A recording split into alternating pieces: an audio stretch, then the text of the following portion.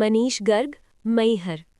अमरपाटन विधानसभा के ग्राम जिन्ना निवासी श्री राजीव सिंह जी, पूर्व जनपद अध्यक्ष रामनगर की सुपुत्री श्रीमती स्वाति सिंह जी मध्य प्रदेश लोक सेवा आयोग 2023 की परीक्षा में उप पुलिस अधीक्षक डीएसपी के पद पर चयनित हुई हैं।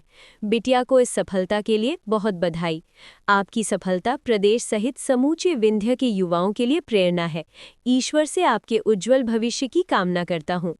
सर, मेरा नाम स्वाति सिंह बघेल है और मैं 2023 की लोक सेवा मध्य प्रदेश राज्य लोक सेवा परीक्षा में मेरा चयन डीएसपी के पद पर 5वीं रैंक के साथ हुआ है। और मेरे पिता का नाम श्री राजीव सिंह बघेल है। मेरी माता जी का नाम श्रीमती अर्चना सिंह बघेल है।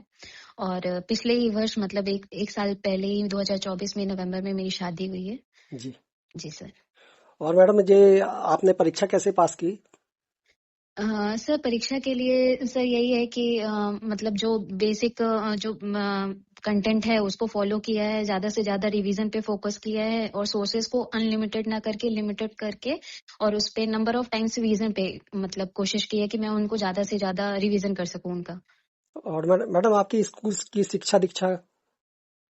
जी सर। स्कूल कौन से स्कूल वगैरह पढ़ी हैं आप सतना से? सर, मेरी स्कूलिंग रीवा से हुई है। 12वीं तक की स्कूलिंग मैंने रीवा में जेल के वहाँ पे BNP memorial higher secondary school से मैंने अपनी स्कूली शिक्षा पूरी की है।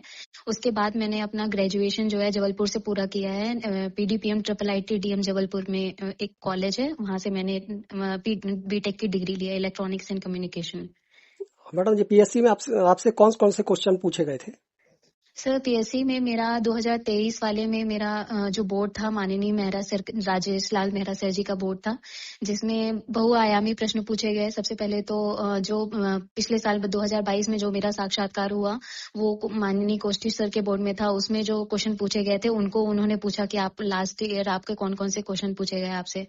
तो फिर सर ने मेरे से ये वाला क्वेश्चन पूछा। फिर उसके बाद मैम ने वसुधैव कुटुंबकम की अवधारणा से संबंधित कुछ प्रश्न पूछे और महिलाओं के प्रति जो अपराध बढ़ रहे हैं उसको कैसे रोका जा सकता है, या फिर मतलब लिंग तटस्थ जो अपराध नियंत्रण की भूमिका को एक तरीके से वो सुनना चाह रहे थे कि कैसे मैं तटस्थ रूप से निर्णय ले सकती हूँ।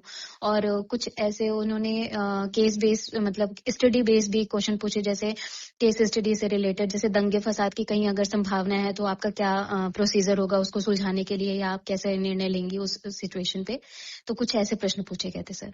सबसे ज्यादा उनका ही सहयोग रहा है। मतलब अगर 100% की सफलता है तो 90% योगदान उनका है, क्योंकि उन्होंने बहुत धैर्य रखा। मुझे टाइम लगा। 2019 में मैंने अपना पहला प्रयास दिया था। उसके बाद 20 वाला मैं स्वास्थ्य संबंधी कारणों की वजह से नहीं दे पाई। फिर मैंने 21 दिया। 22 वाला मेरा प्राविधिक सूची में है तो उसका रिजल्ट आया नहीं अभी, उसका भी मैंने इंटरव्यू दिया था। और 23 वाले में मेरा फाइनल रिजल्ट हुआ। तो कहीं ना कहीं ये 4-5 साल का जो यात्रा रही है मेरी, तो उसमें सबसे बड़ा अगर योगदान कहें तो मेरे माँ बाप भाई बहन का है। उसके बाद मेरी ये वाली फैमिली इन्वॉल्व हुई है, तो उन्होंने भी बहुत सहयोग दिया है मुझे।